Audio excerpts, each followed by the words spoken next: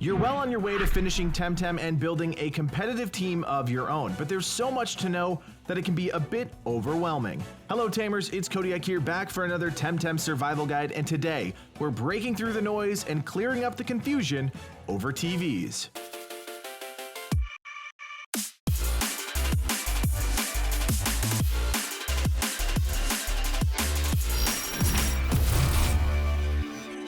You're already familiar with SVs, or single values, the stat that helps determine the growth potential and ultimate viability of a Temtem. But you've probably heard of TVs as well.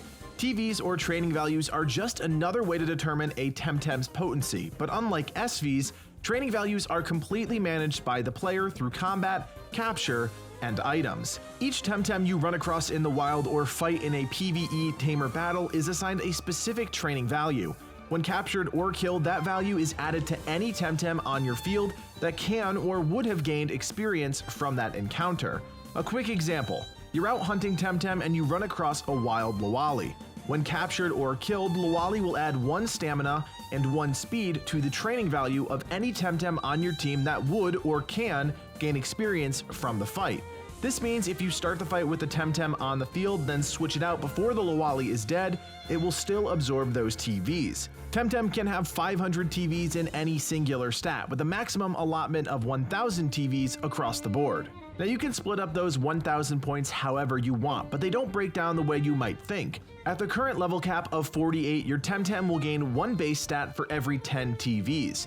This means that if you have 500 TVs in attack, your Temtem will gain 50 points to their base attack. Newly caught or hatched Temtem will have no TVs, which allows players the flexibility to raise them a certain way right from the start, emphasizing stats they choose. While training values are nice for story content, you can more or less ignore them, but if you plan to dip into the competitive scene, TVs become a crucial part of the process. However, before you start worrying about TVs and training up your Temtem, you'll need to make sure you have 3 items. The Coward's Cloak, which allows you to TV train multiple Temtem at a time, or Temtem that won't survive on the battlefield. To get the Coward's Cloak, check out the short video we have on our channel.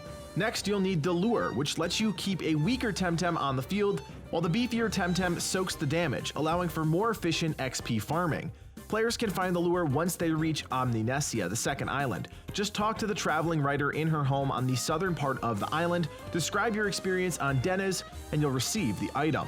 Finally, you'll want the Proteins, an equipable item that doubles the TV gain rate for the Temtem holding it. Once you clear out Clan Belsodo from the Great Banyan, you'll find the Proteins in the very back room next to a few other items. With your items in hand, you're ready to go, so let's take a trip around the archipelagos as we break down the best locations to farm specific TVs.